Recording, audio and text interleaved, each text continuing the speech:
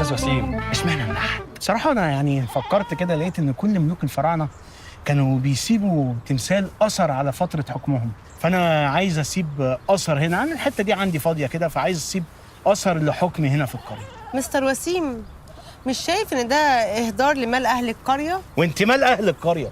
دي حاجه انا بعملها من جيبي الخاص. فييس قوي. براحتي. انا طبعا فكرت زي اي فرعوني عادي ان انا اعمل مسله، كلهم كانوا بيعملوا مسلات، بس قلت هبقى قلوده قوي، فبفكر اعمل تمثال بجسم حيوان وراس بني ادم. استاذ وسيم، ممكن اخد منك شويه تفاصيل؟ مثلا ايه الصفات المشتركه ما بينك وما بين الحيوانات؟ بص بقى، انا درست الملوك الفراعنه كلهم، لقيت ان حورس اختار الصقر، اما ابت فاختار فرس النهر. انا حللت شخصيتي كده ولقيت ان انا بتمتع بالقياده عند الحصان وذكاء الدولفين وحنان البقره وغدر الصحاب، قصدي مكر الثعالب وخفه دم القرود. مخصوم منك اسبوعين.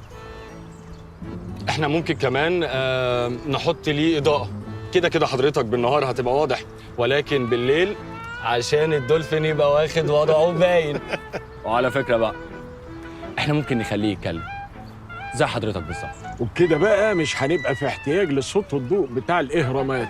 الناس هتبقى علينا كده كده كده. اقدر استلم امتى؟ خلال يومين. هتخلص في يومين؟ ده انت نحات قوي. مستر وسيم، مستر وسيم، مستر وسيم، الحق الحق يا مستر وسيم. فيها جميل. ما درتش باللي حصل؟ في عركه كبيره قوي بين عيله دهشان وعيله سطوح.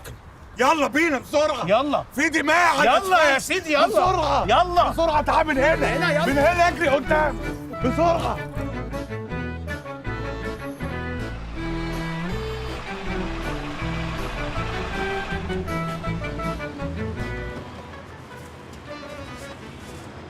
الحمد لله على السلامة. الحمد لله على السلامة. ايه اللي موقفك تحت العيادة؟ وده موبايل كريم اللي انت طلبته. كويس. وده شيء محيرني جدا، بس اللي محيرني اكتر انت ليه مخليني اجيب البواب؟ هتفهم كل حاجة. بص يا أستاذ مازو، أنا عايزك تركز معايا كده. أنا جبت بوكيه ورد وطبعت بانر كبير حلو كده بيلمع ومرسوم عليه صورتك أنت ومدام شيماء ومكتوب تحتيها بحبك. ده هينزل في السينمات؟ لا، هينزل عندي في البلكونة. طبعا أنا ما رضيتش أكتب بحبك يا سفلة واعذريني هديك بالجزمة على وشك. اهدى بس عشان افهمك. انا بعد كده اتصلت بمدام شيماء وفهمتها كده وكده يعني ان كريم ابنكم بيتعالج عندي بقاله فتره من الادمان. وصدقت؟ انا قلت دي هتقفل السكه في وشي. الغريب بقى، ايوه، لا مش غريب انت، الغريب بقى ان هي صدقت فعلا ورمت التليفون وسابت الاتيليه وجايه على هنا دلوقتي وربنا يستر. بص يا مازو بيه، انا عايزك اول ما تشوفها وهي جايه تدخل عليها ببوكيه الورد قبل ما تمد ايدها عليا. وانت غريب تبقى واقف عندي فوق في البلكونه، اول ما تشوفها جايه من بعيد اعمل لها باي. انت مستني خالتك في المطار يالا؟ لا لا لا، اوعى تجيب سيره الحريم يا مصوبيه. مستني عمتك في المطار يالا؟ ايوه كده اظبط. هتكون واقف في البلكونة ليه؟ يعني اول ما تيجي هتنزل البانر. بالظبط كده. ايوه، يعني اللي هو جاله دي صح؟ ايوه. انت دكتور ولا ايه؟ صحيح، انت عرفت ازاي؟ ودي محتاجه نباهه، يعني هو هيقف في البلكونه ينزل لها ايه؟ الثبت، اعمل اللي قالك عليه وخلاص ونزل البانر. دي مش افكار دكتور، دي افكار ويدنج بلانر. لا، ما هو ده اصل الطب. بقول لك انا عملت كونسولتو الماني من اكفأ الدكاتره في البوندسليجا. اكتشفنا ايه بقى؟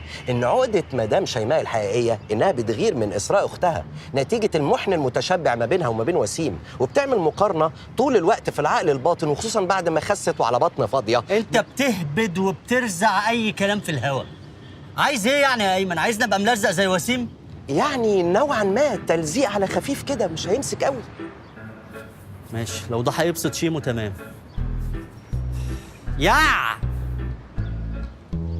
وسيم يا ما تشاورش، ما تشبحش، ما تقبحش، عملت ايدي عليه، عملت ايدي عليه. انت وهو بس. ايه يا ابو هردان في ايه؟ ما تشغلش بالك انت يا جناب المستر، هو تملي كده، عيلة دهشان وعيلة سطوح يمسكوا في بعض وقتك يا ضرب. في ايه يا ابني اللي حصل؟ قول. انا اشهدك يا جناب المستر، احنا اشترينا معزه من ابو هردان ب 5000 جنيه.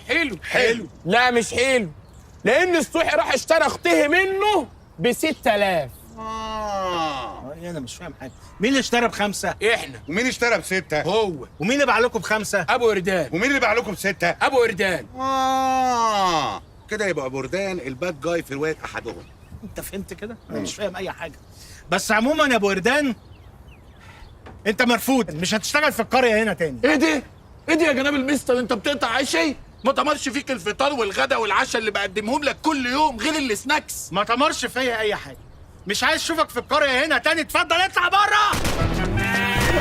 ده ضرب نار، دي محاوله اغتيال. هو ابو وردان الباد جاي عايز يقتلك. بيقتلوني ليه؟ عملت ايه؟ انا مش فاهم منهم اي حاجه. ما انت طردته بره. في ايه يا مستر وسيم؟ ايه يا بسيوني؟ انت بترمي الزباله على الارض؟ والله لسه منضفين يا مستر وسيم. لما انت عارف ان احنا لسه منضفين بترمي، انت اللي بترمي الزباله يا بسيوني. يعني هم يعرفوا ان الورقه دي انا اللي لسه راميها؟ كبر دماغك يا مستر وسيم، يعني هو اسمه مكتوب عليها. بقول لك ايه، مخصوم منك اسبوع وتمشي بقى تلم الزباله دي كلها. فلوسي انا اتسرقت. خير العقده دي فلوس الحكومه يا في اخوانا. مالك في ايه؟ تعالى مستر وسيم السريتي هيجيب لك حقك. مالك؟ انا جناب المستر وسيم السريتي مدير القريه هنا، امرني. انا سايب محصل الكهرباء، انا اتسرقت. مش فلوسي دي عقده الحكومه يا اخوانا. ما تقلقش، خير ما تقلقش، المستر هيجيب لك حقك زي ما قلت لك. خير ما تقلقش، احنا يمكن نكون مش منظمين شويه، شايف؟ ممكن يكون مش مستحميين شويه، شامم. بس احنا مش حراميه. شاكك. يلا كل واحد في مكانه. 3 فوق. تمام؟ هنا تمام؟ اوكي. الحمد لله على السلامة. مالكش فيه. صباح الخير يا مدام. صباح الزفت والطين على نافوخك يا دكتور الغبرة، انت فين الواد؟ كريم تمام وزي الفل. انت لسه هتقعد تهري وترغي؟ الواد فين؟ حصل له حاجة؟ يا مازو. كريم في البيت يا شيماء. انا اسف على كل حاجه وحشه عملتها فيكي. يلا لا ألف سلامة والله. انت عيان ولا ايه؟ شيماء انا الحقني يا مصوبين. يا خرب بيت اهلك يا غريب. شيماء انا بحبك اكتر ما وسيم بيحب اسراء بكتير. مسامحاني؟ قول كده بقى، ورد وبنرات. اكيد كل ده عشان مش عايز تشتغل، صح؟ طب احب افاجئك بقى واصدمك. انا التلزيق ما بيجيبش معايا، وهتشتغل يعني هتشتغل يا مازو. ها ولا يهمك، اشوف لك فكرة تانية مع الكونسولتو الالماني بتاعي. لا فكره تانية ايه بقى؟ طالما سيبتني شغلي وجبتني على هنا، خلينا على الاقل نجرب الشغل. ايه اللي هناك ده يا دكتور؟ يا ابويا. زي ما انتم شايفين المتانه 4% لانها اتدشدشت كلها. الفاعليه حاجه و90% لانه بينزف. السلامه هو والازازه مع السلامه. الحقني يا مصوبين. الحقني يلا يخرب بيتك، بوظت لي المفاجاه. خليك متعلق. ما تسيبناش ما تسيبناش يا مصوبين. ما تسيبناش وحد امك.